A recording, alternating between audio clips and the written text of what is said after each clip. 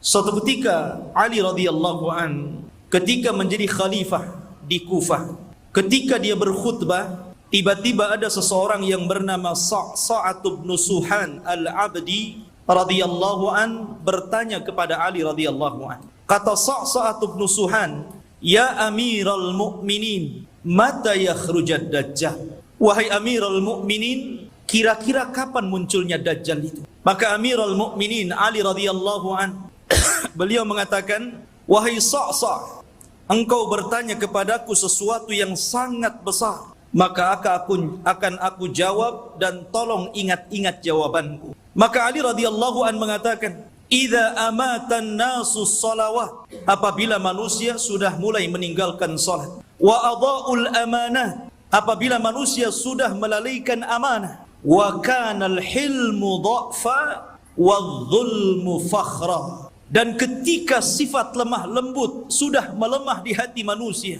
kemudian kezaliman semakin menguat dan menjadi sebuah kebanggaan, maka di situ Dajjal akan keluar. Kemudian kata Ali radhiyallahu an, "Wa umara'uhum fajara wa wuzara'uhum khawana wa a'wanuhum zalamah wa qurra'uhum fasaqah." Dan ketika para pemimpin yang diangkat adalah pemimpin-pemimpin yang bejat, kemudian para menterinya adalah para pengkhianat-pengkhianat bangsa, dan para pendukungnya adalah orang-orang zalim, dan para ulamanya menjadi ulama-ulama ulama-ulama yang fasik, maka ketika itu Dajjal akan keluar. Kemudian Ali radhiyallahu melanjutkan, "Wa dhahara al-jawru wa fasaz zina wa dhahara ar-riba wa quti'atil arham." Dan ketika kezaliman dan kelaliman menyeruak di tengah-tengah bumi ini, kemudian menyebarnya zina, tampaknya riba, dan orang sudah mulai memutuskan silaturrahim, maka itu juga alamat telah dekatnya munculnya Dajjal. Kemudian kata Ali radhiyallahu an, "Wattukhidatil qainat wa syuribatil khumur." Dan ketika manusia sudah mulai memanggil-manggil para penyanyi untuk menyanyi, kemudian khamar diminum secara bebas. Artinya di sini ikhwatu fiddin, maka kalau itu terjadi maka telah dekat kemunculannya. Dan hari ini kita lihat anak-anak kita dicuci otaknya oleh televisi-televisi, kemudian dibayangkan kalau dia ingin seperti selebritis fulan dan fulana, karena merasa bahwa kalau menjadi artis dan selebritis itu hidupnya senang. Kemudian kata Ali radhiyallahu an, "Wa nuqidatil uhud wa dhuyyatil atamat wa tawanan nas fi salatil jamaah." Kemudian ketika manusia sudah mulai tidak peduli dengan janji, mereka khianati janji-janji, kemudian sudah lemah, orang lemah untuk melakukan qiyamul lail. Dan hari ini kita lihat ada orang ikhwatu fiddin, dia rela tidur di siang hari hanya untuk nonton bola dunia di malam hari. Bangun dia di malam hari, kopinya sampai 1 ember biar nggak tidur, dia rela seperti itu ya. Kemudian dan manusia sudah mulai lalai dan malas untuk solat di masjid, tentu bagi laki-laki. Padahal kata Ali radhiyallahu an, perhatikan, "Wa zakhraful masajid wa tawwalul manabir wa halul masahif." Padahal masjid pada hari ini kita saksikan hampir semua masjid itu tidak ada yang jelek, semua bagus, besar-besar, indah-indah. Tapi kemana orang-orang yang solat di dalamnya? Kemudian menara tinggi-tinggi, sampai sekarang mencari masjid, mengenali masjid itu lebih mudah dengan cara apa? Melihat menara. Oh, di sana ada masjid. Dari mana antum tahu? Tuh menaranya. Artinya orang dimudahkan untuk mencari dan melangkahkan ke masjid. Karena apa? Tidak disusahkan orang cari masjid, tapi orang malas ke masjid. Kemudian juga mereka mulai meninggalkan mushaf. Padahal cetakan Al-Quran itu hampir setiap tahun dicetak, disebarkan di mana-mana. Quran itu tidak sulit untuk mendapatkannya, tapi orang malas membaca Al-Quran. Ada yang mengatakan nunggu Ramadan, karena ada tadarus. Sampai Ramadan enggak juga baca Quran. Kemudian kata Ali radhiyallahu an, apabila ini sudah terjadi, maka dekatlah munculnya Dajjal. Kemudian Ali melanjutkan, "Wa akhadur rusha wa akalur riba wasta'malus sufaha wastakhaffu bid-dima." Ketika manusia sudah mulai mudah untuk memakan rasuah, sogok menyogok. Di negeri kita ini korupsi itu bukan hanya tingkat level atas saja, level bawah pun sama. Bahkan antum buat KTP saja kadang-kadang ada pelicinnya ya. Bahasa rasuah itu kan bahasa pelicin katanya. Kalau ingin licin pakai oli saja. Jadi ikhwatu fiddin yang dimuliakan Allah Azza wa Jalla, dan ini sudah banyak di mana-mana. Hampir semua sektor pekerjaan itu mesti ada rasuah. Padahal Rasul mengatakan ar-rasi wal murtasi finnar. Orang yang memberikan sogokan, orang yang memakan sogokan sama-sama di neraka. Wa akalur riba. Dan orang sudah gemar memakan riba. Bahkan ada orang yang nggak mau kerja dengan cara menyimpan uangnya di bank-bank konvensional. Dia hanya makan bunganya saja. Bahkan riba di hari ini subhanallah luar biasa. Karena riba itu mudah didapati hampir di semua tempat. Di tiang listrik ada riba, di pohon pisang ada riba, di pagar-pagar orang ada riba, gitu kan. Silahkan pinjam dengan gadekan bunga kecil, gitu. Jadi semua orang terlibat dengan riba. Kemudian ketika manusia sudah mulai menjadikan para pemimpin-pemimpin yang jahil, pemimpin-pemimpin yang bukan bidangnya, dia letakkan di situ. Harusnya ketika Anda mencari pemimpin atau pengurus untuk memimpin sesuatu, cari pemimpin-pemimpin yang layak dan bisa mengurus urusannya. Contoh saja umpamanya, yang paling mudah pesantren ataupun yayasan. Kadang orang-orang mencari pemimpin yang bukan orang-orang ahli agama. Macam mana orang yang bukan ahli agama memimpin pesantren yang notabene di situ diajarkan Al-Quran dan Sunnah? Jadi apa itu pesantren jadinya? Ini okelah pesantren-pesantren. Lah yang lebih dari itu seperti kepala desa, lurah, camat, bupati, sampai kepada presiden. Ketika manusia sudah melalaikan itu. Dan mereka juga menganggap remeh persoalan darah. Kalau orang sudah menganggap remeh persoalan darah, ikhwan, maka itu alamat telah dekat keluar Dajjal. Anda bisa saksikan hari ini di medsos, setiap hari kita mendengar ada orang yang membunuh dan ada orang yang dibunuh. Sampai sering saya katakan, orang yang membunuh bingung kenapa bisa membunuh, orang yang dibunuh lebih bingung lagi, kenapa Anda membunuh saya?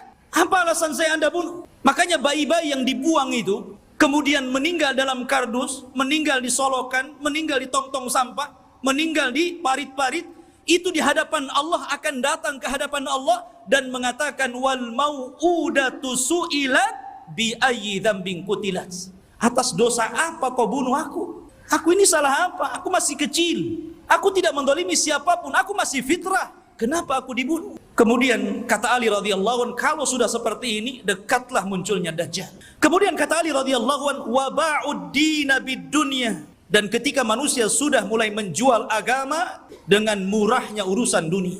Ada seorang wanita nikah dengan bule, nikah dengan orang-orang yang di luar daripada agama Islam. Dia rela pindah agama, yang penting rekening saya gendut, kendaraan saya mewah, rumah megah, kos-kosan banyak, dan begitu seterusnya. Kemudian kata Ali radhiyallahu anhu, wattajaratil mar'atu ala zawjiha hirsan ala dunya. Diperhatikan ibu-ibu. Dan ketika kaum wanita mudah untuk meminta cerai kepada suaminya hanya urusan dunia.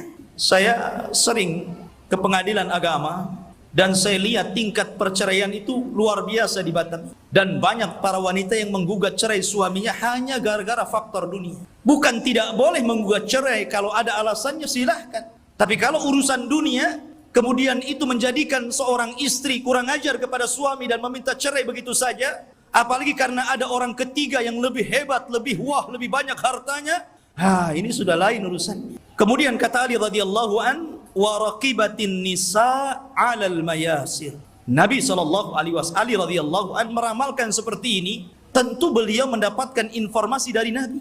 Dan apabila wanita sudah mulai membawa kendaraan sendiri, di zaman Rasul kendaraan pakai kuda, pakai unta, jarang perempuan naik unta kan, paling dibonceng. Makanya di sini Ali tidak mengatakan dan manusia dan para wanita menaiki al-ibil, unta, tetapi mengatakan al-mayasir, ditujukan kepada kendaraan-kendaraan modern, mobil, motor. Ya kalau mungkin jaraknya bukan jarak safar, hanya keliling-keliling di Batam, ke pasar. Ini terkadang jarak safar, jarak tempuh yang disunahkan untuk mengqashar dan menjamak sholat pun kita dapati ada perempuan berani loh bawa mobil sendiri tuh. Sudah tidak ada mahram, nekat lagi. Maka ini juga alamat dekatnya munculnya Dajjal. Kemudian kata Ali radhiyallahu wa tashabbahna nisa birrijal wa tashabbahar rijalu bin nisa. Ketika mulai perempuan meniru gaya laki-laki, dan ketika laki-laki sudah memakai atribut-atribut perempuan, maka ini pun telah dekat munculnya Dajjal. Kita saksikan hari ini. Kalau laki-laki cari levis ke pasar, habis tuh diborong perempuan. Kalau laki-laki cari celana jeans gitu kan, habis, nggak ada, diborong sama mbak-mbak. Akhirnya laki-laki terpaksa beli rok, beli pakaian-pakaian perempuan. Artinya seperti ini kan. Anda bisa bayangkan tuh, pakaian laki-laki tapi pakai jilbab gitu kan. Ketat, pakai lepis, pakai kaos, tapi jilbaban pula dia. Yang laki-lakinya parah lagi. Anting-anting itu untuk perempuan, dia letakkan tutup botol aqua di sini, di kupingnya. Antum tahu? Anak itu lihat ada orang pakai anting-anting laki-laki itu, botol aqua di sini. Ya Allah. Ini kan atribut perempuan, kenapa pula dipakai laki-laki? Bahkan yang lebih parah, apa yang disebut dengan LGBT itu sudah mulai melembaga loh di negeri kita ini. Mulai melembaga. Bahkan tahun kebelakang itu saya pernah mendengar informasi sampai mereka membuat fikih LGBT. Anda bisa saksikan tuh. Fikih LGBT. Bagaimana cara wudunya LGBT, bagaimana cara sholatnya LGBT, bagaimana cara puasa LGBT. Dan minta pula kemudian diresmikan supaya majelis ulama itu memberikan mukaddimah. Ini kan sudah gila ini. Mereka nggak tahu bagaimana hukuman kaum Lut. Tidak ada hukuman yang lebih parah yang Allah kirimkan kepada mereka. Hati-hati. Di Batam aja banyak itu. Antum kalau keluar ke jalan-jalan, hati-hati kalau ada yang manggil tuh, bang, LGBT. Ma'asyiral muslimin rahimani wa rahimakumullah. Kemudian wa kana as-salamu bainahum 'alal ma'rifah. Ketika antum mengucapkan salam kepada orang yang antum kenal saja, yang antum nggak kenal nggak antum ucapkan salam. Padahal jelas nih yang pepasan dengan kita ini pakai songkok, pakai pakaian koko gitu kan, rapi. Kita yakin dia muslim. Ya jalan biasa saja. Paling antum itu mengucapkan salam sama yang antum kenal saja. Kalau nampak ada janggutnya, celananya cingkrang, pakai gamis, assalamualaikum. Nah ini sudah tanda-tanda ini. Kemudian kata Ali radhiyallahu an, wa syahida syahidun min ghairi an yustashhad wa halafa min ghairi an yustakhlaf. Ketika manusia sudah mulai berani menjadi saksi padahal dia bukan saksi, bersumpah padahal dia tidak diminta sumpah, anda bisa mendapatkan di pengadilan-pengadilan ini. Ada orang yang saksi itu dijual, dibeli. Kamu jadi saksi bayar sekian. Kamu bersumpah saya bayar sekian. Ini banyak sekali yang seperti ini. Saksi jualan. Kemudian kata Ali radhiyallahu an, wa labisu juludad dha'ni ala qulubid di'ab wa kanat qulubuhum amarrun minas sabri wa alsinatuhum ahla minal asli wa sarairuhum antanu minal jiyaf. Dan ketika manusia-manusia sudah memakaikan bulu-bulu kambing, kulit-kulit kambing pada hati-hati serigala, padahal hati mereka adalah hati yang beracun, yang tidak pernah sabar. Padahal mulut mereka hanya manis di bibir, tapi tidak sebagaimana hatinya. Dan kehidupan pribadi mereka lebih busuk dibandingkan bangkai, kata Rasul. Nabi SAW ingin menyindir siapa? Kayak Ali radhiyallahu ingin mengisyaratkan kepada manusia siapa? Orang-orang yang hanya menampakkan kebaikan, padahal di belakangnya orang ini buruk. Bahasa kitanya pencitraan saja. Biar orang mengenal saya ini baik, saya ini begini, dan begitu seterusnya. Dan zaman sekarang subhanallah, nyalon RT saja itu janjinya banyak. Itu baru RT itu. Nanti gang ini kita aspal, nanti solokan ini kita perbaiki. Habis jadi RT wassalam kan begitu. Kemudian wal tumisal fiqhu li ghairi din wa unkiral ma'ruf wa urifal munkar. Dan ketika manusia memberikan kecerdasan mereka bukan kepada urusan agama, ketika itulah maka manusia akan mengingkari yang ma'ruf dan mereka akan cenderung melakukan mungkar. Kan banyak ikhwan, kita sebagai orang tua tentu kita bisa melihat potensi anak. Anak saya ini cerdas, hafalannya mudah, ya. Harusnya kalau orang tua sudah tahu anak ini ada bakat kecerdasan, arahkan ke agama. Mumpung mereka masih bisa merekam gitu kan. Kalau sudah tua, susah. Ibarat menulis atau mengukir di atas lautan gitu kan, di atas air. Ya nggak mungkin. Tapi kalau mengukir di atas batu sih masih berbekas. Maka dari sini ketika kecerdasan bukan kepada urusan agama, tapi untuk urusan dunia, maka orang pasti akan mengingkari yang ma'ruf dan akan melakukan kemungkaran. Kata Ali, kalau sudah tersusun beberapa masalah ini, maka pasti kedekatan munculnya Dajjal sudah dekat. Fannajatun najah, hati-hati kalian selamatkan diri-diri kalian dan selamatkan diri-diri kalian. Ikhwatu fiddin yang dimuliakan Allah Subhanahu wa taala. Kita tahu bahwa ketika fitnah sudah menyebar di sana dan di sini, apa yang saya katakan tadi, dan hampir semua yang dikatakan Ali radhiyallahu an berlaku, dan itu kita saksikan bermunculan setiap hari, dan Anda bisa saksikan di medsos-medsos yang kita lihat setiap hari. Apa yang disebutkan Ali itu bermunculan untuk satu-satu. Lah ketika ini sudah terjadi, maka muqaddimah alamat kiamat besar akan muncul. Apa muqaddimah alamat kiamat besar? Khurujul Mahdi, keluarnya Imam Mahdi. Ini yang kita akan bahas. Ma'asyiral muslimin rahimani wa rahimakumullah. Kita tahu bahwa kemunculan Imam Mahdi dan kemunculan Dajjal itu hampir beriringan. Imam Mahdi dulu, baru kemudian Dajjal. Dan Nabi SAW mengatakan Dajjal tidak mungkin keluar kecuali ala khiffatin minad din wa qillatin minal ilmi. Dajjal tidak mungkin keluar sampai manusia lemah dalam agama dan sedikit pengetahuan tentang Dajjal. Ketika orang sudah tidak berkhutbah lagi menceritakan tentang Dajjal, ketika pengajian-pengajian sudah tidak disinggung lagi tentang bab Dajjal, ketika orang-orang sudah tidak peduli dengan kisah-kisah Dajjal, maka ketika manusia lalai, muncullah makhluk yang jahat ini. Ma'asyiral muslimin rahimani wa rahimakumullah. Pada minggu yang lalu sedikit saya akan ulas sebelum kemunculan Imam Mahdi. Nabi SAW mengatakan Imranu Baitil Maqdis kharabu Yathrib. Apabila pusat kekuatan kaum muslimin sudah dipusatkan di Baitul Maqdis, di Yerusalem, alhamdulillah kita bersyukur kepada Allah Subhanahu wa taala. Allah telah menggagalkan keinginan barat untuk memindahkan Israel Raya di tengah-tengah kota Yerusalem. Ini sebuah nikmat. Tapi walaupun kemudian terjadi, maka itu adalah alamatul qiyamah. Itulah yang memang akan berlaku di akhir zaman. Berarti kalau ini berlaku, tanda-tanda itu semakin dekat dan dekat. Kata Nabi SAW, apabila seluruh kaum muslimin dari belahan dunia sudah mempusatkan kekuatan mereka di Yerusalem, tepatnya di Baitul Maqdis, kharabu Yathrib. Ketika itu kota Yathrib, kota Madinah dan Mekah akan ditinggalkan manusia. Padahal Mekah dan Madinah itu ketika itu dalam posisi sebaik-baiknya ekonomi, tapi akan ditinggalkan dan akan berhijrah ke Baitul Maqdis. Wa kharabu Yathrib khurujul malhamah. Dan ketika Yathrib roboh, Madinah roboh, kosong, tidak ada orang karena hijrah semua ke Syam, maka ketika itu muncullah malhamatul kubra, perang besar. Malhamah itu diambil dari kata-kata lahmun. Lahmun itu artinya daging. Kenapa kemudian peperangan disangkut pautkan dengan daging? Karena ketika itu peperangan, setelah orang melakukan peperangan dengan alat-alat canggih, maka alat-alat itu kemudian dimusnahkan, maka kembali peperangan menjadi peperangan kembali ke alat-alat tradisional.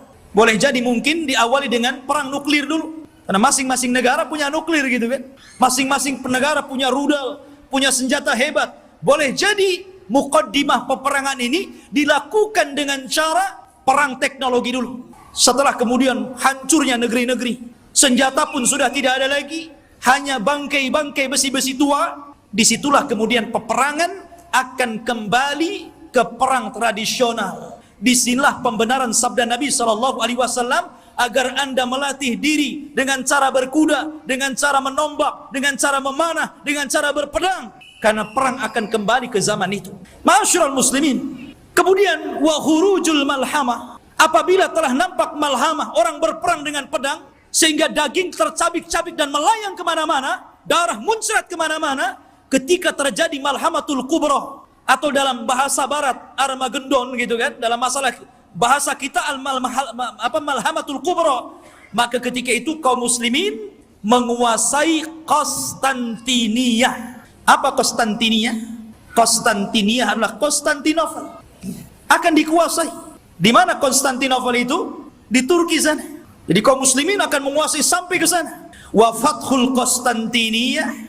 Dan ketika Konstantinia dikuasai kaum muslimin, bangsa Rom sampai ke Italia, sampai ke ibu kota Italia. Kaum muslimin sampai ke sana, bergerak sampai ke arah Eropa sana. Maka disitulah kata Nabi SAW, wa fathul Konstantiniyah khurujud Dajjal. ketika kaum muslimin memenangkan perang besar, perang Konstantinia, maka ketika itu munculnya Dajjal. Ma'asyiral muslimin rahimani wa rahimakumullah. Kita tahu bahwa pusat kekuatan kaum muslimin, saya katakan kelak akan berada di Palestina, tepatnya di Yerusalem, Baitul Maqdis. Semua kaum muslimin, tentara-tentaranya dari berbagai macam negara akan bergabung di situ. Maka disitulah ikhwatu fiddin, Barat ini punya kepentingan. Mereka hendak menghancurkan bangsa-bangsa yang menurut mereka itu sangat kuat dan tidak bisa dikalahkan oleh sendiri. Maka akhirnya mereka melakukan perdamaian bersama kaum muslimin untuk sama-sama menyerang bangsa-bangsa yang menurut orang-orang Romawi itu sangat berbahaya bagi mereka dan juga kaum muslimin. Maka berdamailah ketika itu kaum muslimin dengan orang-orang Barat. Dan hari ini juga berdamai. Ya kan? Kita tahu Liga Arab, mereka ada hubungan dengan Barat, entah secara ekonomi, politik atau yang lainnya. Itu namanya perdamaian juga. Tapi di akhir zaman, yang namanya perdamaian itu tentu setelah adanya peperangan. Kalau tidak ada peperangan mau damai apa? Perang dulu baru damai. Makanya Nabi SAW mengatakan, tastalihuna antum warrum sulhan aminah. Kalian kaum muslimin di akhir zaman akan berdamai dengan orang-orang Nasrani, orang-orang Romawi. Dan ketika itu orang-orang Romawi aktsarun nas, orang yang paling banyak pasukannya. Mereka tuh banyak sekali. Cuman masalahnya, kalau memang orang-orang Nasrani itu mereka kuat, kenapa tidak langsung menyerang kaum muslimin? Karena kaum muslimin itu walaupun sedikit ditakuti oleh orang-orang kafir. Lihat di zaman Rasul, perang Badar, 300 melawan 1.300, menang. Lihat perang Mu'tah. Antum tahu perang Mu'tah? Perang Mu'tah itu perang di mana kaum muslimin berhasil memerangi orang-orang Romawi. Nabi menulis surat kepada Raja Romawi. Suratnya itu dirobek, utusannya dibunuh. Marah orang-orang Romawi ini, akhirnya menyiapkan pasukan bergerak untuk menyerang Nabi. Kata Nabi, kalau mereka menyerang kita di Madinah, maka akan banyak terbunuh, laki-laki, perempuan, anak-anak, kakek-kakek. Ini tidak adil. Kita siapkan pasukan, kemudian kita sambut mereka. Akhirnya Nabi SAW mempersiapkan pasukan. Kata Nabi, wahai Zaid, peganglah bendera. Kalau kau mati, ganti dengan Ja'far. Kalau Ja'far mati, ganti dengan Abdullah ibn Rawahah. Perangkat. Dan di antara pasukan ada Khalid ibn Walid, tapi tidak dijadikan pemimpin karena baru masuk Islam. Berangkat mereka ke Mu'tah. Ya.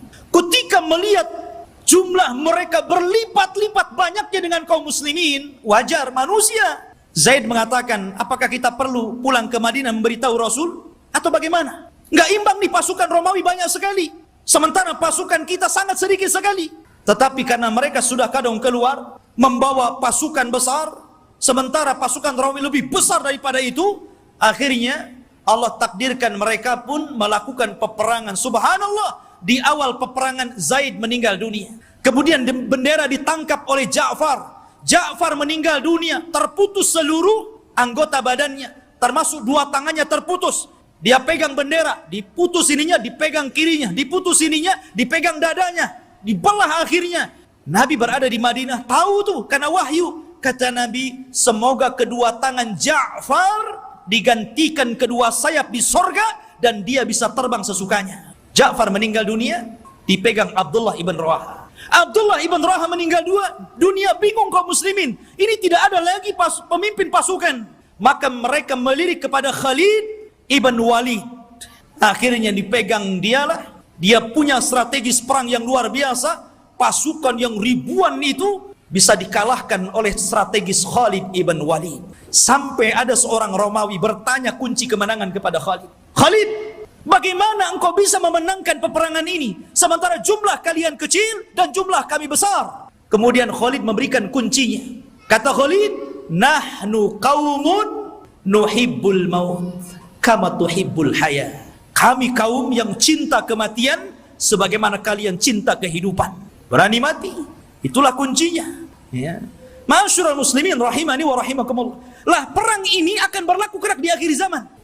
Tetapi orang-orang Islam akan bergabung dan melakukan perdamaian bersama orang-orang Romawi, kemudian akan menyerang sebagian. Ada yang memprediksi maksudnya yang diserang adalah negara-negara yang mereka berada di benua Asia.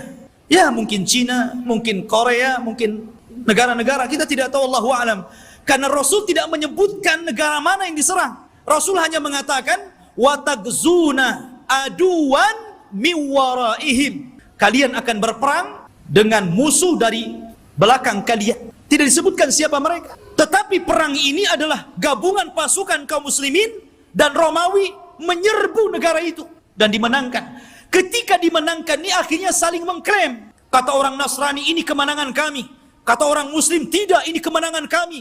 Sehingga muncullah satu orang Romawi, satu orang Salibi mengatakan ghalabas salib, ghalabas salib, ghalabas salib. Sungguh kami salib yang menang. Kami salib yang menang. Kami salib yang menang. Datanglah seorang Muslim mengatakan balillah ghalab, bahkan Allah yang memenangkan perang ini. Akhirnya saling berdebat, terjadilah perkelahian, maka sang salib orang Nasrani dibunuh kaum muslimin.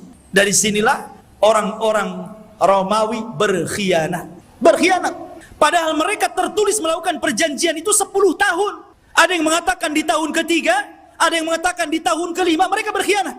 Atas pengkhianatan inilah, maka kemudian mereka hendak menyerang kaum muslimin, menyiapkan pasukan besar. Dan kaum muslimin butuh pemimpin untuk melawan Romawi. Dari sinilah apa yang kita bahas malam ini.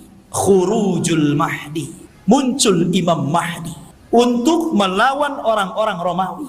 Ma'asyiral muslimin rahimani wa rahimakumullah. Kalau kita cerita Al-Mahdil Muntadhar, Imam Mahdi yang kita tunggu-tunggu kemunculannya, Nabi SAW menyebutkan sifat-sifatnya. Kenapa Nabi SAW menyebutkan sifat-sifatnya? Agar supaya tidak ada orang yang mengaku sebagai Imam Mahdi. Kan disebutkan sifat-sifatnya. Anda tidak bisa tahu-tahu saya Imam Mahdi. Kayak di Indonesia ini ada satu orang, satu waktu dia ngaku Imam Mahdi, satu waktu ngaku Nabi, satu waktu ngaku Nabi Isa. Oh, hebat. Dan itu hanya ada di Indonesia. Ya. Siapa dia? Lia Aiden. Antum pernah kenal kasusnya Lia Aiden? Sampai di penjara. Rupanya anaknya juga ngaku Nabi. Lihat masyarakat muslimin. Dan itu hanya ada di Indonesia. Ya. Belum lagi di Jawa Barat. Ada orang namanya Cecep. Orang Jawa Barat kan Cecep tuh namanya. Aja Cecep. Ya. Ngaku Nabi juga. Nabi Cecep namanya. Nabi Cecep, subhanallah. Kemudian belakangan ada namanya Ahmad Musaddiq. Sampai gempar. Banyak di negeri kita ini ngaku Nabi. Kalau di Batam saya belum dengar. Di Batam ini ada yang ngaku orang bisa melihat Allah aja itu. Tapi bayar 500 katanya. Jadi intinya bahwa Imam Mahdi ini dijelaskan sifatnya. Dijelaskan tanda-tanda kemunculannya. Dan dia disabdakan Nabi SAW, laulam yabqa minad dunya illa yaumun. Kalaulah usia dunia ini hanya tinggal 1 hari saja, la tawwalallahu dzalikal yaum.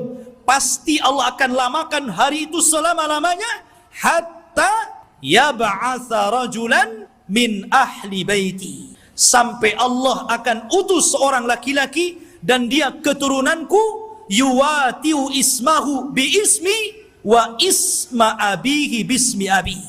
Di mana nama dia sama dengan namaku Muhammad, bukan Lia. Ya. Bapaknya Abdullah, bukan Aiden. Ya. Jadi Muhammad bin Abdullah Al-Hasani, keturunan Hasan, Al-Alawi, keturunan Ali. Artinya dia keturunan cucu Rasul, Hasan bin Ali. Dan ini Imam Mahdi ahli sunnah. Berbeda dengan Imam Mahdi Syiah. Mereka menganggap Imam Mahdi Syiah itu keturunan Husain. Namanya Muhammad juga. Tetapi Muhammad Hasan Al-Ashkari namanya. Katanya waktu kecil disembunyikan di satu tempat, di gua di daratan Irak. Namanya Sirdab. Jadi ada satu gua Sirdab. Di situ ada lubang kecil. Kemudian orang ngeker ke dalam gitu kan. Dan mengetuk-ngetuk pintunya. Ukhruj ya Mahdi. Ukhruj ya Mahdi. Itulah orang Syiah. Setiap hari ada yang menggedor-gedor pintu. Keluar wahai Mahdi. Keluar wahai Mahdi. Yang enggak keluar enggak ada Mahdinya. Ya. Masyarul muslimin rahimani wa rahimakumullah. Maka Al-Mahdi itu keturunan Hasan. Maka yang disebutkan oleh banyak para ulama, salah satunya Syekhul Islam Ibn Taimiyah, kemudian juga muridnya Al-Imam Ibnul Qayyim rahimahullahu taala, ketika menjelaskan tentang kenapa Imam Mahdi keturunan Hasan, karena Allah memuliakan Hasan, ketika dia menyerahkan kekuasaan kepada Muawiyah untuk menjaga darah kaum muslimin, maka keturunannya Allah muliakan akan menjadi imam yang belum sempat dicicipi oleh nenek moyangnya Hasan bin Ali. Padahal Hasan bin Ali sudah jadi presiden di zaman itu. Tapi cuma 6 bulan saja, melihat ada gelagat pergerakan kaum muslimin pembela Ali akan perang lagi dengan Muawiyah, dia tidak mau ada pertumpahan darah. Akhirnya dia ngalah, dia yang menyerahkan kekuasaan kepada Muawiyah, engkau saja yang jadi raja, yang jadi rakyatnya. Akhirnya bersatulah kaum muslimin. Karena kerendah dirian Hasan inilah, maka Allah muliakan Hasan, maka dari keturunan Hasan inilah lahir di akhir zaman Al-Mahdi Muhammad ibn Abdullah Al-Hasani Al-Alawi rahimahullahu ta'ala. Kok rahimahullah ta'ala? Belum muncul, afwan. Hafizahullahu ta'ala. Taib. Qatufidin yang dimuliakan Allah subhanahu wa ta'ala. Beliau dilaqabi Al-Mahdi. Al-Mahdi artinya orang yang diberikan petunjuk. Dan dia Allah perbaiki dalam satu malam. Dia tidak tahu kalau dia akan jadi pemimpin. Dia seorang thalabul ilmi, ahli ibadah. Dia tidak tahu kalau dia akan diangkat. Tiba-tiba ketika dia dari Madinah ke Mekah untuk haji gitu kan, orang-orang memandang bahwa dia itu ada kelainan.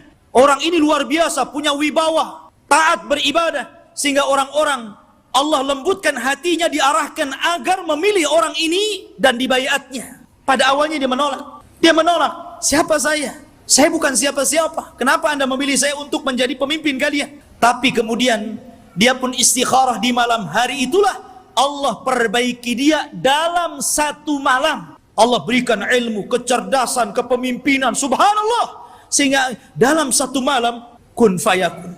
Idza arada syai'an an yaqula lahu kun fayakun. Kalau Allah menghendaki sesuatu, tinggal katakan kun fayakun, jadi dia. Kemudian pembaiatan kepada Imam Mahdi inilah tersebar. Sampai akhirnya datang tentara dari Syam untuk membunuh Imam Mahdi yang ada di Mekah. Berangkat mereka pasukan itu. Tapi ketika mereka sampai di Baida antara Mekah dan Madinah, Allah kirimkan gempa yang sangat besar sehingga mewafatkan dan menghancurkan mereka. Kata Nabi SAW, sebelum datang tanda-tanda kiamat akan muncul, maka akan terjadi 3 gempa. Gempa dari arah timur, gempa dari arah barat, dan gempa di Jazirah Arab. Inilah gempa di masa Imam Mahdi, menghancurkan semua pasukan yang akan menyakiti Imam Mahdi. Sampai orang yang jalan pun ikut mati, orang yang mau dagang ikut mati. Sehingga Aisyah bertanya kepada Rasul, wahai Rasul, bagaimana orang yang ikut mati yang tidak bersalah dan hendak membunuh Imam Mahdi itu? Kata Nabi SAW, yub'atsu yaumal qiyamah ala niyatihim. Mereka akan dibangkitkan pada hari kiamat sesuai dengan niat mereka. Intinya ikhwatu fiddin, Imam Mahdi ini kemudian dibaiat di depan makam Ibrahim, di depan Ka'bah. Kemudian berangkat dari Mekah ke Madinah dan diikuti oleh pasukan yang sangat besar. Kemudian mereka hijrah ke Syam, bergabung dengan pasukan yang sudah siap tempur melawan orang-orang Romawi. Akhirnya ketika sampai di Syam, mereka membaiat Imam Mahdi, dan disitulah mulai peperangan besar. Perang besar Malhamatul Kubra. Ma'asyiral muslimin rahimani wa rahimakumullah. Dan kita tahu bahwa Imam Mahdi ini berkuasa atau diberikan kekuasaan oleh Allah Subhanahu wa taala tidak lama. Antara 7 sampai 8 tahun saja, ada yang mengatakan sampai 9 tahun. Dan dalam kekuasaan kaum muslimin, Imam Mahdi itu betul-betul membawa perdamaian, keadilan, kesuburan. Bahkan saking adilnya Imam Mahdi, Allah turunkan berkahnya dari langit karena dia telah berhukum dengan hukum Allah. Kata Allah, walau anna ahlal qura amanu wattaqau lafatahna alaihim barakatim minas sama wal ard. Kalaulah sebuah penduduk, sebuah negeri beriman, bertakwa, maka Allah Subhanahu wa taala akan kirimkan berkah langit dan berkah bumi. Ini terjadi di kekuasaan Imam Mahdi. Kaum muslimin harta dibagi rata sehingga tidak ada miskin, tidak ada kaya, semua sama. Imam Mahdi berhukum dengan hukum Allah, dan dia menggunakan khilafah dengan khilafah minhaj nubuwah. Ma'asyiral muslimin rahimani wa rahimakumullah. Lah ketika Imam Mahdi memimpin pasukan ini, kemudian Imam Mahdi berhasil menyerang orang-orang Romawi sampai ke jantung kotanya. Kemana? Ke Italia. Romawi di mana? Di Italia. Jadi bergerak dengan pasukannya sampai menyerbu orang-orang Romawi itu sampai ke jantung kotanya, ke Italia sana. Ketika menang dalam peperangan, para sahabat sudah merasa kaya dengan harta rampasan perang. Karena kalau perang itu ikhwan, kalau musuh kalah kan semua jadi milik kaum muslimin. Tanah milik kaum muslimin, rumah milik kaum muslimin, kendaraan milik kaum muslimin, kaya. Ya, makanya tidak ada bisnis yang lebih menguntungkan kecuali perang. Kalau menang dapat segalanya. Kalau kalah ya matilah tuh.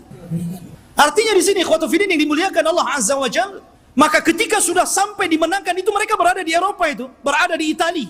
Dan dimenangkan kaum muslimin, maka mereka sedang beristirahat di bawah-bawah pohon zaitun sambil menggantungkan pedang-pedang mereka, menunjukkan perang hari itu bukan dengan rudal, bukan dengan nuklir, tapi kembali ke pedang, kembali ke panah, kembali ke tombak, kembali ke kuda, kembali ke unta, persis di zaman Rasul.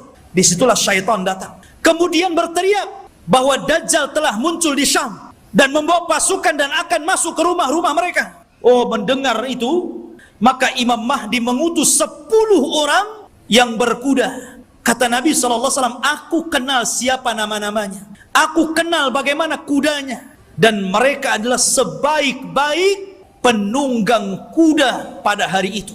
Itu Rasul yang mengatakan. Jadi mereka diutus Rasul untuk membenarkan apakah kedatangan Dajjal itu memang ada ataukah hanya isu. Jadi 10 orang ini yang sudah dijanjikan oleh Nabi SAW, kelak Imam Mahdi akan mengutus 10 orang, Rasul tahu namanya, Rasul tahu kudanya, dan mereka adalah penunggang-penunggang yang terbaik ketika itu. Berangkatlah 10 orang ini ke Syam.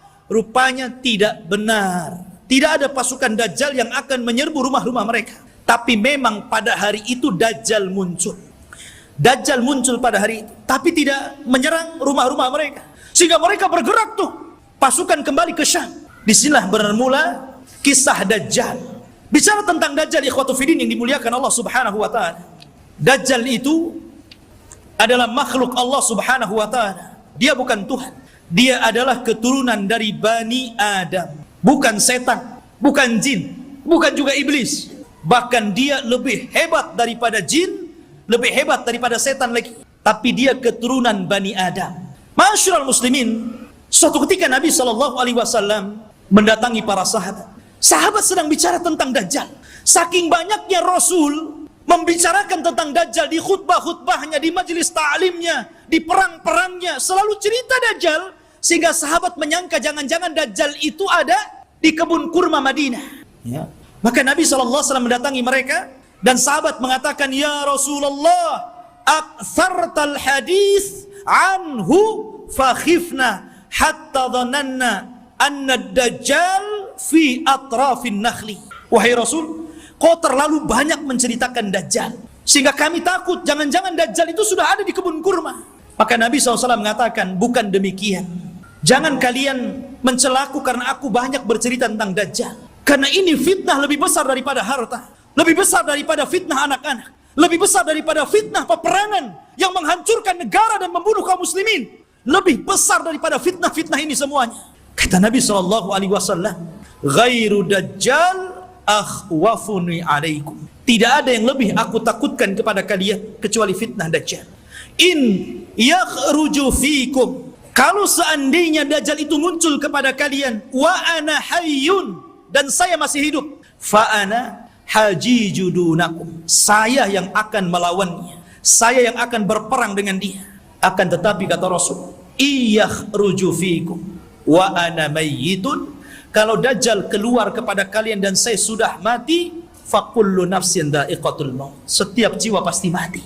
Kata Nabi SAW, famru'un hajijunya nafsahu, maka setiap orang harus membela dirinya masing-masing, karena tidak ada yang bisa melawan Dajjal kecuali seorang Nabi, maksudnya Nabi Isa. Makanya ketika Nabi SAW mendengar ada di Madinah seorang anak kecil yang Allah berikan keanehan dari ilmu-ilmu jin, namanya Saf, atau dikenal dengan Ibnu Sayyad, anaknya seorang Yahudi. Sifat-sifatnya sama dengan Dajjal yang diceritakan Nabi, anak kecil. Ya. Bahkan sebagian para sahabat bersumpah bahwa dia Dajjal. Salah satunya Umar ibn Khattab radhiyallahu an bersumpah dia Dajjal. Dan Rasul membiarkan sumpahnya dan tidak mengingkari. Akhirnya Rasul datang dengan Abu Bakar, dengan Umar, ingin mengecek tentang keberadaan anak kecil namanya Sauf atau disebut dengan Ibnu Sayyad ini. Berangkat Rasul. Kemudian masuk ke kampung Yahudi. Rupanya betul ada anak kecil yang sedang bermain-main dengan anak-anak yang lainnya. Kemudian Nabi memanggil anak kecil namanya Sauf itu dan mengatakan, "Ya Sauf, atashhadu anni Rasulullah?" Wahai Sauf, apakah engkau bersaksi saya adalah utusan Allah? Anak kecil nengok Nabi. Kemudian dia mengatakan, "Asyhadu annaka nabiyyul ummi." Aku bersaksi engkau adalah nabi yang diutus oleh Allah Subhanahu wa taala. Tiba-tiba Sauf berbalik tanya kepada Rasul, "Ya Muhammad, atashhadu anni Rasulullah?" Hei Muhammad, maukah kau bersaksi aku juga utusan Allah? Bayangkan, anak kecil ngomong di hadapan Rasul, "Mau enggak kau bersaksi saya juga utusan Allah sama dengan kamu?" Kata Rasul, "Amantu billahi walir rasul." Aku beriman kepada Allah dan kepada Rasulnya saja. Bahkan Nabi SAW makin yakin. Karena Dajjal itu kemunculannya akan mengaku Nabi dan berakhir mengaku Tuhan. Ya. Maka kemudian kata Nabi SAW, "Ya Sauf, inni khaba'tu laka khaba'an." Wahai Sauf, dalam hatiku, dalam dadaku, aku menyembunyikan beberapa kalimat. Karena ketika itu Rasul baru diturunkan ayat kepadanya, surah kepadanya. Namanya Suratul Dukhan. Dan itu para sahabat belum tahu. Baru turun kepada Rasul Suratul Dukhan. Makanya Nabi menyembunyikan ayat itu dalam dadanya. Kata Rasul, "Wahai Sauf, wahai Ibnu Sayyad, aku menyembunyikan beberapa kalimat di dadaku. Coba tebak apa?" Kata si Sauf ini memandang dada Rasul. Tiba-tiba dia mengatakan, "Duh, duh." Dia tidak bisa mengatakan dukhan, tapi sudah benar awalnya. Karena Rasul menyembunyikan kalimat dukhan. Tapi dia tidak sempurna. Dia mengatakan duh. Duh, duh. Maka Rasul langsung mengatakan, "Ikhsha falan ta'du wa qadrak." Jelek engkau, celaka engkau. Engkau tidak mungkin bisa meneruskan kalimat-kalimat yang ada di dadaku. Tapi dari Rasul makin bingung. Jangan-jangan ini betul-betul Dajjal nih. Ya, dia tahu isi hati saya gitu. Anak kecil si Sauf ini. Ya. Akhirnya Rasul pulang. Kemudian pada waktu yang lain, dia ajak lagi Umar dan Abu Bakar, ingin mengecek lagi keberadaan si Sauf ini. Setelah ketemu, dan hendak kemudian diintai, dan kembali ingin diuji, tiba-tiba datang ibunya. Melihat ada Rasul SAW dan ibunya kenal. "Ya Sauf, ataka Muhammadun. Ya Sauf, ataka Muhammadun." Hei Sauf, Muhammad sudah datang di sampingmu. Maka Sauf pun kemudian langsung pergi, kemudian di belakang ibunya. Kata Nabi SAW, "Lau tarakathu latabayyana amruhu." Kalau ibunya ketika itu tidak memanggil-manggil, tentu aku sudah tahu siapa si Sauf ini. Apakah Dajjal atau bukan Dajjal. Tetapi ikhwatu fiddin, kenyataannya si Sauf ini kemudian tumbuh besar dan dia masuk Islam. Tapi dalam hati para sahabat masih ragu. Masalahnya, jadi dia sudah tua, masuk Islam, sahabat masih ragu, masih ketakutan dengan si Sauf ini, Ibnu Sayyad yang sudah besar dan masuk Islam. Jangan-jangan dia Dajjal pura-pura masuk Islam. Jadi suatu ketika Abu Sa'id Al-Khudri radhiyallahu an, ketika Sauf ini hendak berangkat haji dan para sahabat banyak yang sudah berangkat duluan, rupanya Abu Sa'id Al-Khudri ketinggalan dan Sauf atau Ibnu Sayyad yang sudah tua, sudah dewasa gitu kan. Ketika itu Abu Sa'id Al-Khudri karena kecapean kemudian berada di bawah pohon untuk istirahat. Tiba-tiba si Sauf ini baru datang mau haji juga gitu kan. Dan Abu Sa'id Al-Khudri sangat ketakutan dengan Sauf ini karena Rasul pernah mengatakan dan sebagian para sahabat bersumpah dia Dajjal, itu masalahnya. Tiba-tiba ikut pula di samping Abu Sa'id, ikut duduk di situ. Gemetar Abu Sa'id ini. Tapi Sauf mengatakan, "Ya Abu Sa'id, aku tahu engkau takut kepadaku. Tapi coba pikirkan wahai Abu Sa'id. Bukankah Dajjal itu tidak punya anak? Aku punya anak. Bukankah Dajjal tidak mungkin masuk Islam? Aku masuk Islam. Bukankah Dajjal itu tidak mungkin datang ke Mekah dan tidak juga menginjak Madinah? Aku bisa ke Mekah, aku bisa ke Madinah. Kenapa kau ragu? Aku ini sedih, kenapa orang-orang menuduhku Dajjal?" Ya. Dari situ Abu Sa'id Al-Khudri agak tenang. Tetapi Abu Sa'id Al-Khudri menjadi ketakutan di endingnya. Ketika Ibnu Sayyad atau Sauf mengatakan, "Tetapi ya Aba Sa'id, aku tahu di mana letaknya Dajjal." Ketika dia ngomong begini, langsung diambil barang-barangnya, kabur dia. Dia tahu di mana letaknya Dajjal. Awalnya dia sudah merendah tuh. Tahu-tahu endingnya yang nggak enak gitu kan. Tapi ya Aba Sa'id, ana azri aina maudi ad-Dajjal. Saya tahu di mana Dajjal berada. Masya Allah. Makanya suatu ketika Abdullah bin Umar radhiyallahu an pernah membuat marah, dipukulnya Ibnu Sayyad sampai marah. Karena marah Ibnu Sayyad, Ibnu Umar ketakutan, akhirnya lari ke rumah Hafsah. Dia melapor gitu kan, ya Hafsah, saya tadi pukul Saf Ibnu Sayyad, dia marah. Kata Saf, kata saudaranya Hafsah ini, wahai Abdullah bin Umar, kau sudah tahu bagaimana sabda Rasul tentang kemunculan Dajjal. Dajjal tidak mungkin keluar kecuali karena kemarahan yang sangat besar. Hati-hati kamu. Ya.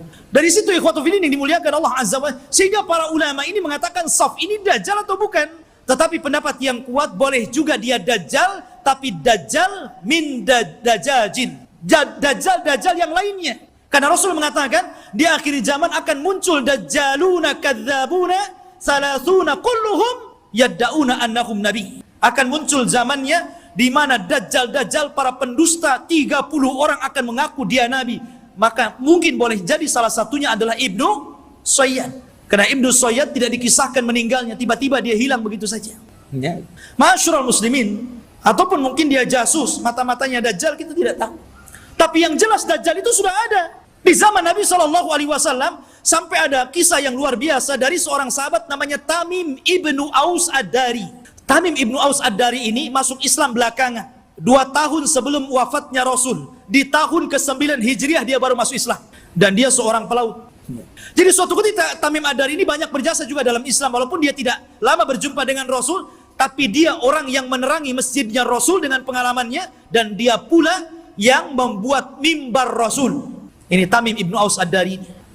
Jadi suatu ketika sebelum dia masuk Islam, dia berlayar ke lautan. Tidak tahu di laut mana, karena kemunculan Dajjal itu tidak jelas.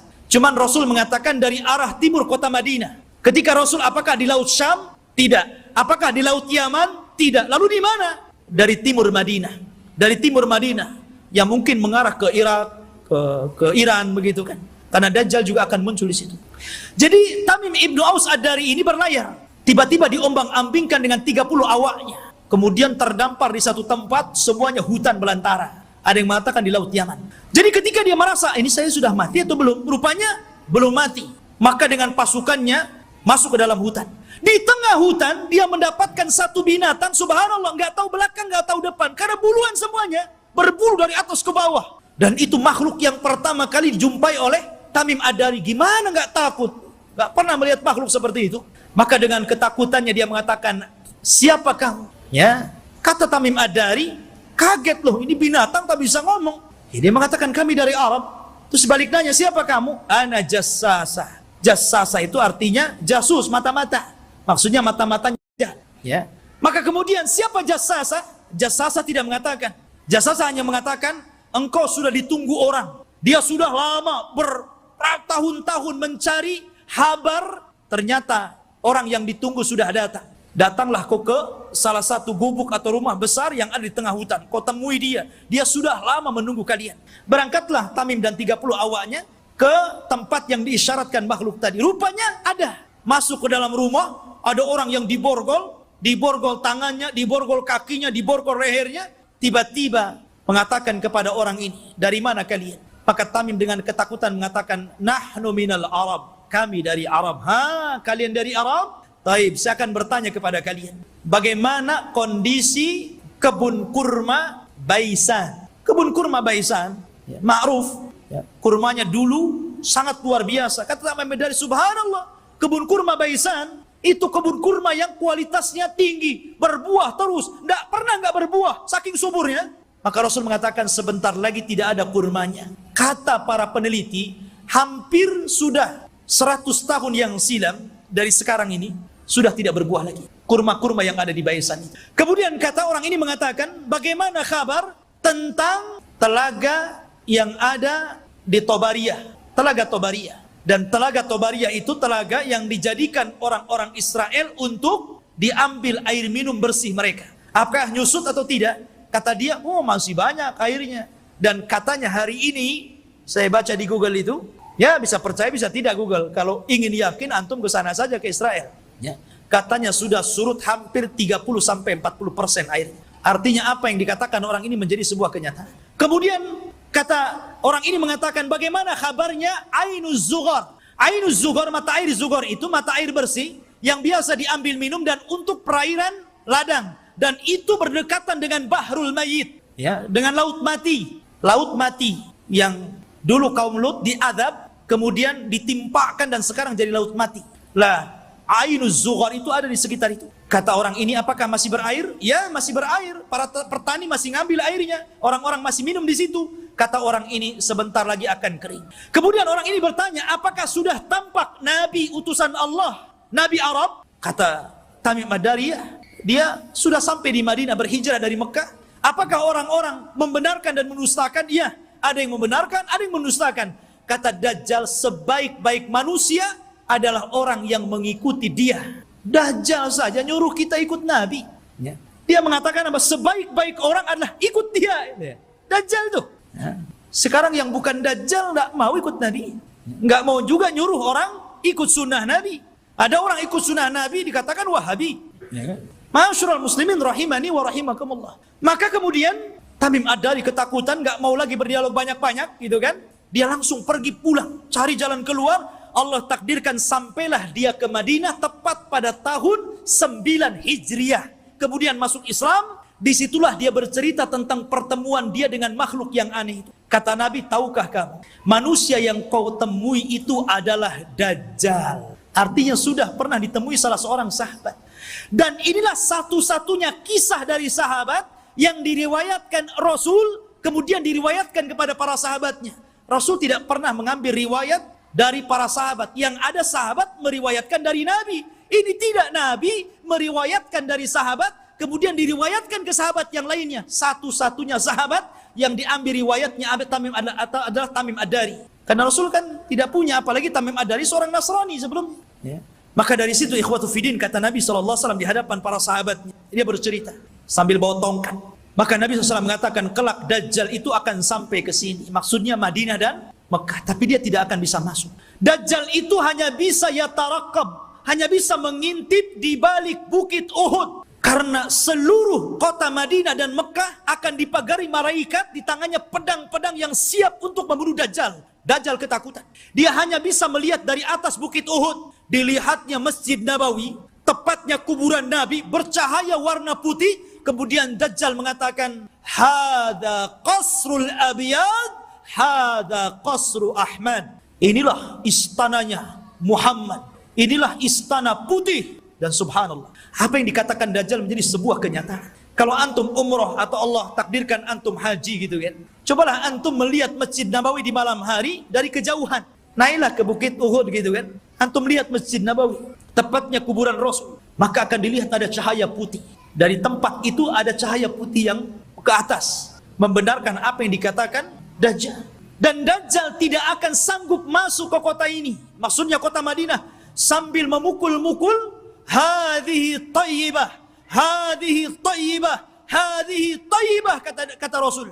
Inilah negeri yang disucikan, inilah negeri yang disucikan, inilah negeri yang disucikan. Dajjal tidak mungkin masuk ke negeri ini, Mekah dan Madinah. Makanya di zaman itu salah satu tempat yang aman dari Dajjal, berangkatlah antum ke Mekah dan Madinah.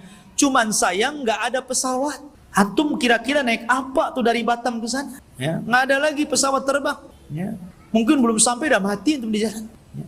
Jadi khotufin yang dimuliakan Allah Azza wa Jalla, kata Nabi SAW ketika bicara Dajjal, beliau mengatakan, sesungguhnya ayyuhan nas, innaha lam takun fitnatun ala wajhil ardi mundu dhara Allahu dzurriyyata Adam a'zam min fitnatid Dajjal wa innallaha lam yab'ats nabiyyan illa hadzara ummatahu Dajjal wa ana akhirul anbiya wa antum akhirul umam. Wahai manusia, tidak ada satupun fitnah yang lebih dahsyat ketika Allah menciptakan anak Adam dibandingkan fitnah Dajjal. Karena andailah seluruh dukun-dukun yang ada di dunia dikumpulkan, kemudian melakukan kontes sihir, maka sihir mereka jauh di bawah sihir Dajjal. Nggak ada dukun, walaupun satu dunia melawan Dajjal, nggak akan bisa dilawan. Sihirnya luar biasa. Ya. Itu dukun tuh, memang luar biasa sihirnya. Diberikan oleh Allah Azza wa Jalla kekuatan sehingga orang mudah untuk percaya bahwa dia Tuhan kita, itu masalahnya. Kalau tukang sihir itu kan ma'ruf di zaman Nabi Musa, justru ketika Nabi Musa menampakkan mukjizatnya, semua tukang sihir beriman kepada Musa. walaupun belakangan dibunuh semua oleh Fir'aun. Tapi mereka orang yang dimasukkan ke dalam sorga padahal tidak pernah sujud kepada Allah sedikit pun. Karena beriman kepada Musa. Ya. Lah kata Nabi SAW, sejak zaman Adam dilahirkan dan anak cucunya sampai hari ini, tidak ada fitnah yang lebih besar daripada fitnah Dajjal. Dan tidak ada satupun Nabi yang Allah utus kecuali memperingatkan umatnya tentang kemunculan Dajjal. Nabi Syuaib memperingatkan umatnya tentang kemunculan Dajjal. Nabi Saleh, Nabi Yakub, Nabi-Nabi yang lainnya, Nabi Ibrahim, Nabi Sulaiman, Nabi Daud, dan seluruh para Nabi, mereka mengingatkan tentang kemunculan Dajjal. Kalau seluruh para Nabi dan Rasul mengingatkan akan kemunculan Dajjal, termasuk juga Nabi kita Muhammad SAW, maka cukuplah ini bukti bahwa fitnah Dajjal itu sangat dahsyat, karena seluruh para Nabi memperingatkannya. Ini antum harus paham. Ma'asyiral muslimin, sedikit kita mengenal ciri-ciri Dajjal. Dajjal itu keriting rambutnya. Bukan berarti yang keriting dia Dajjal. Jadi dia memiliki rambut keriting yang dipintal. Makanya Dajjal itu kusut sekali mukanya. Ya kan? Jadi antum tahu orang-orang yang keriting habis dikeriting dipintal lagi. Ya. Tetapi dia tidak hitam kulitnya. Biasanya kan yang kriwal yang dipintal-pintal itu kan kebanggaan orang-orang yang berkulit hitam kan. Dajjal tidak, kulitnya putih. Ada yang mengatakan kemerah-merahan. Jadi memang dia putih, tapi kusut. Ya. Kemudian dia buta sebelah mata kanannya. Dan ada daging tumbuh di matanya, menonjol seperti anggur keluar. Jadi ada daging tumbuh. Kemudian di dahinya tertulis kafir. Bisa dibaca oleh seorang mukmin, baik yang pandai baca ataupun yang buta huruf. Semua bisa baca. Ya. Artinya bahwa semua orang bisa baca, dia kafir, tapi semua orang ikut Dajjal, itu masalahnya. Kan fitnahnya luar biasa, sudah tahu di jidatnya ada kafir, masih ikut juga dia kan begitu. Itulah fitnahnya. Karena dia bisa dibaca oleh siapapun, yang pandai baca sama yang buta huruf bisa baca. Kemudian juga, lehernya lebar, pendek besar, dan kakinya bengkok. Kakinya itu kayak busur panah, jalannya jelek sekali. Dan dia, matanya sebelah awar. Dari sini menunjukkan, kalau orang itu waras, beriman, imannya kuat, otaknya dipakai, tentu orang itu tidak mungkin mengakui orang seperti ini Tuhan, karena banyak cacatnya. Ya kan jelek itu orangnya. Kok jadi Tuhan pula? Ya, dan mengaku ana rabbukum, saya Rabb kalian. Tapi masalahnya walaupun penampilannya seperti itu, tapi dia diberikan kekuatan oleh Allah yang Allah tidak berikan kepada yang lainnya. Makanya ketika Dajjal mengaku Tuhan, maka Allah langsung mengatakan innahu a'war fa innallaha laisa bi'a'war. Dajjal itu a'war, buta sebelah kanannya, dan Allah tidak buta dan tidak buta sebelah. Ya. Ma'asyiral muslimin rahimani wa rahimakumullah. Lah Dajjal ini ikhwatu fillah yang dimuliakan Allah Azza wa Jalla. Dijelaskan juga di antara fitnah-fitnahnya secara umum, karena waktu juga yang terus berjalan. Di antara fitnah-fitnah Dajjal yang paling besar adalah mengaku nabi. Kemudian setelah itu mengaku Tuhan. Ini fitnah yang paling besar. Fir'aun ngaku Tuhan, gak punya kesaktian. Makanya tidak banyak orang yang ikut Fir'aun. Itu karena takut saja gak mengakui Fir'aun itu Tuhan kan gitu. Begitu juga Namrud atau raja-raja zalim yang lainnya. Tapi Dajjal ini bukan karena takut, karena takjub dengan kehebatannya. Makanya orang banyak yang ikut Dajjal. Anda bisa bayangkan, Dajjal ini datang ke negeri yang rusak. Anggaplah kayak Suriah gitu kan, udah roboh, sudah nggak bisa lagi dibangun, nggak mungkin lagi mau berapa ratus tahun lagi membangun kota ini. Dajjal itu datang ke kota yang roboh itu. Kemudian Dajjal mengatakan, keluarlah wahai bumi pembendaharaan kalian. Tiba-tiba kota itu kembali cantik, ya kan? Kembali subur, kembali mewah, kembali megah, kambing-kambingnya penuh dengan susu. Unta-untanya gemuk-gemuk. Subhanallah. Anda bisa bayangkan itu. Ya. Siapa yang lebih hebat sihirnya dari tukang-tukang sihir dibandingkan Dajjal? Dan sebaliknya, kalau ada kota bagus, subur, banyak ternaknya, kemudian Dajjal lewat, kemudian tidak beriman kepada Dajjal, langsung ambruk, langsung gersang, langsung pada mati. Gitu kan? Subhanallah. Ya. Seperti ini fitnahnya. Bahkan suatu ketika Dajjal ini mendatangi sebuah perkampungan. Kemudian mengatakan, bagaimana kalau kuhidupkan keluarga kalian, apakah ibu kalian, apakah anak yang kalian cintai, atau siapalah terserah. Di antara keluarga kalian, siapa yang mau kuhidupkan, kuhidupkan. tapi syaratnya setelah itu beriman bahwa aku Tuhan kalian. Wah, orang kampung keluar semua tuh. Maka yang ingin ibunya dihidupkan, kata Dajjal, ditunjuk kuburan ibunya itu. Maka setan datang, fatamatsala lahu kemudian berubah menjadi seolah-olah ibunya, seolah-olah anaknya, seolah-olah suaminya, seolah-olah bapaknya, seolah-olah kerabat-kerabatnya. Akhirnya mereka pun berkumpul, kemudian memeluk suaminya, istrinya, ibunya, macam-macam, dan mengatakan kepada keluarganya, ikutilah orang itu karena dia adalah Tuhan. Nah, lihat. Seperti itu, nggak ada tukang sihir yang bisa kayak gini, kecuali Dajjal. Sampai suatu ketika dia hendak mendatangi Mekah dan Madinah, Dajjal memukulkan kakinya beberapa kali, pukulan terjadi gempa. Akhirnya seluruh orang kafir dan munafik yang ada dalam Madinah keluar semuanya. Ketika itu ada anak muda yang kuat imannya, menantang Dajjal. Dia cari Dajjal di kerumunan pasukannya, yang diikuti 70 orang-orang Asfahan, Yahudi Asfahan. Dan mereka menggunakan selendang-selendang yang hari ini orang-orang Yahudi memakainya. Toyalis, selendang yang dipakai di bahu-bahu mereka itu. Toyalis namanya. Lah kemudian anak muda ini ditangkap oleh tentara Dajjal. Kemudian ditanya, mau kemana mau? Kamu, saya mau ketemu rajamu Dajjal, di mana dia? Akhirnya dihadapkan. Kemudian Dajjal memerintahkan pasukannya untuk memukuli. Habis dipukuli dihadapkan kepada Dajjal. Kemudian Dajjal memerintahkan algojonya untuk menggergaji. Digergaji jadi dua tuh. Dari atas kepala pertengahannya sampai ke muka sampai ke belah jadi dua. Habis belah jadi dua, Dajjal berjalan di tengah-tengahnya. Kemudian mengatakan kepada pengikutnya, kalau aku hidupkan dia, makin yakin engkau dengan aku bahwa aku Tuhan kalian. Semua mengatakan, ya engkau Tuhan kami. Maka Dajjal mengatakan, akhirnya jadi satu lagi itu tubuhnya, ya, kayak punya ilmu rawa rontek, ya, jadi satu itu, ya. Kemudian setelah itu Dajjal sudah menghidupkan lagi, semua orang berteriak, antal ilah, engkau adalah Tuhan. Maka Dajjal mengatakan kepada anak muda ini, maukah engkau bersaksi bahwa saya adalah Tuhan kalian? Maka anak muda ini ternyata tidak mengatakan, saya semakin yakin anta Dajjalul kadzdzab. Saya semakin yakin engkau itu Dajjal, pendusta yang disabdakan Rasul sallallahu alaihi wasallam. Oh, marah Dajjal. Akhirnya Dajjal mengambil pisau dan hendak membunuhnya, tapi tidak bisa karena takut kelemahannya diketahui orang-orang. Akhirnya dia pegang tubuhnya dan dilemparkan ke dalam api.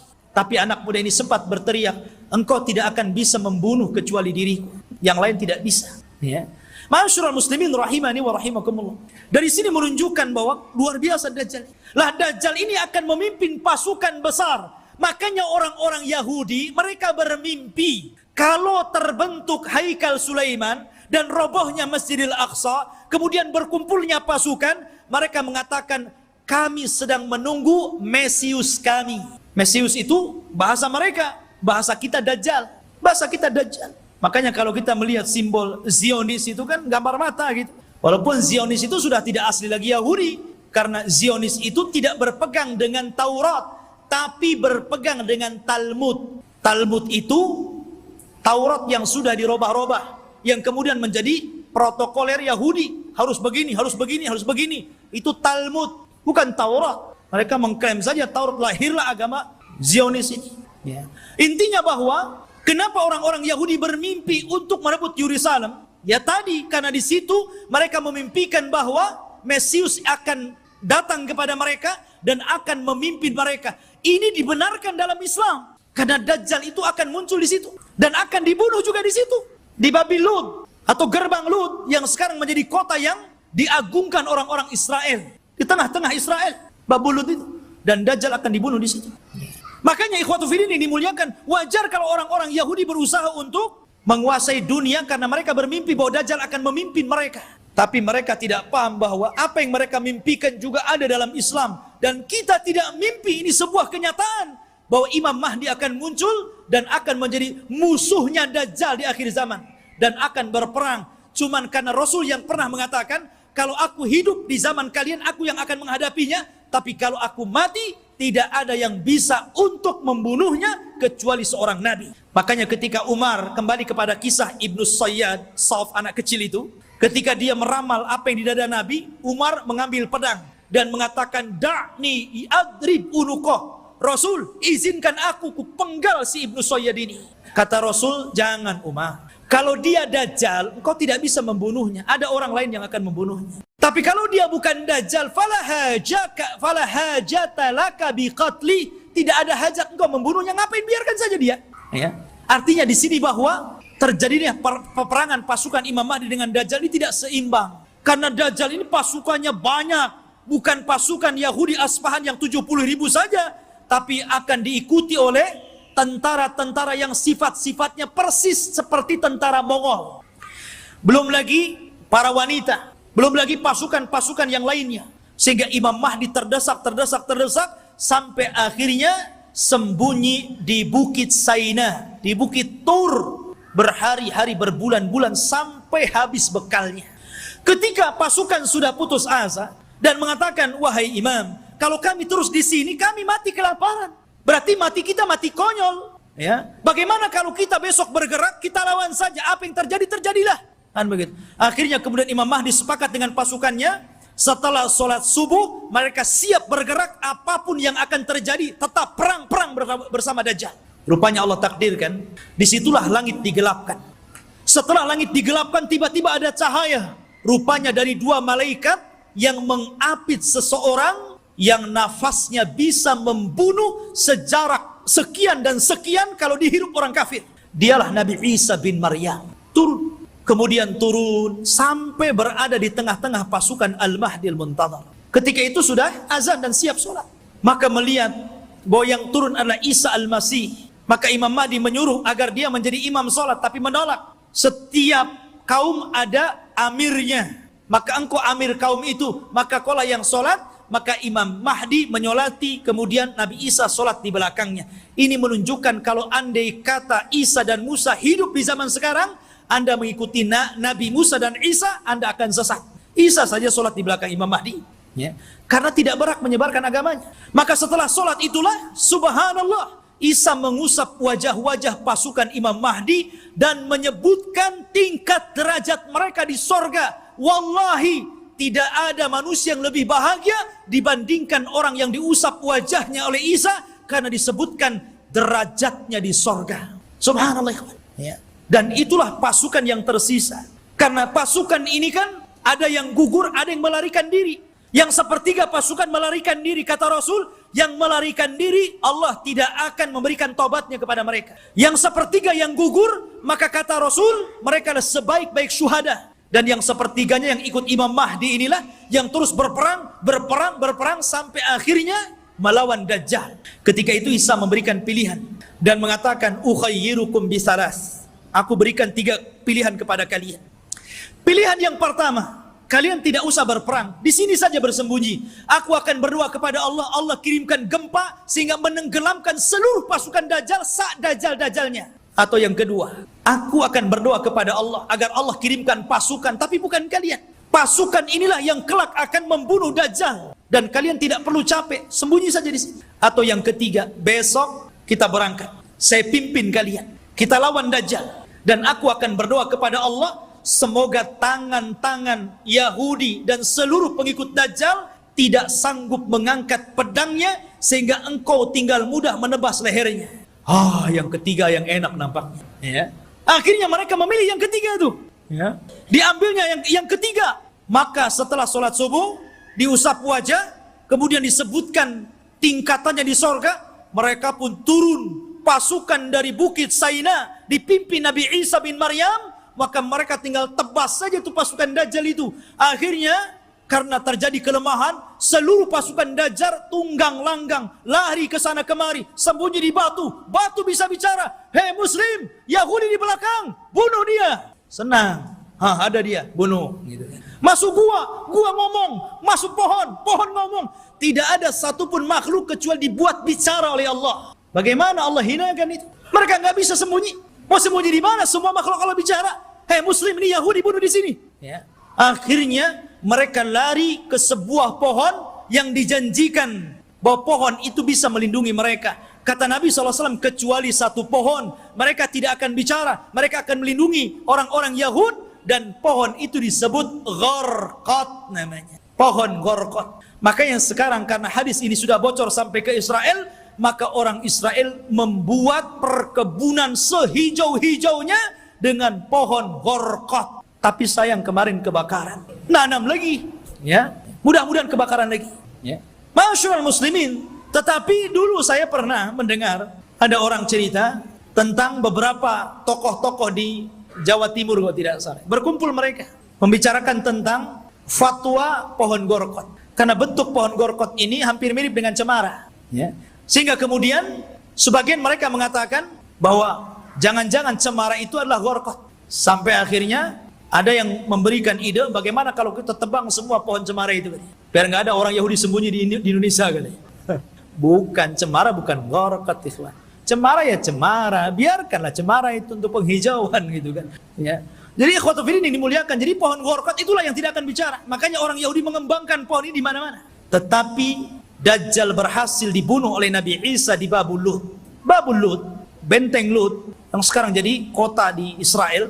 Disinilah Nabi Isa mampu membunuh Dajjal, memenggal kepalanya, kemudian mengatakan kepada pasukan Yahudi dan Nasrani, inilah kepala kalian. Inilah pemimpin kalian sudah kubunuh. Dari situ mereka menyerah. Lah yang tersisa dari orang-orang ahli kitab, dari orang Yahudi dan Nasrani, akhirnya mereka beriman kepada Allah lewat perantara Isa. Tapi bukan ikut agama Isa sebagaimana prasangka Nasrani. Mereka ikut agama Muhammad lewat perantara Isa. Dan itu diisyaratkan dalam Al-Quran. Wa immin ahlil kitab illa la yu'minan nabihi qabla mautihi. Dan sebagian ahli kitab kelak akan beriman kepada Allah dan agama Muhammad sebelum wafatnya Isa bin Maryam. Karena Isa akan berkuasa selama 40 tahun. Rupanya fitnah tidak berhenti.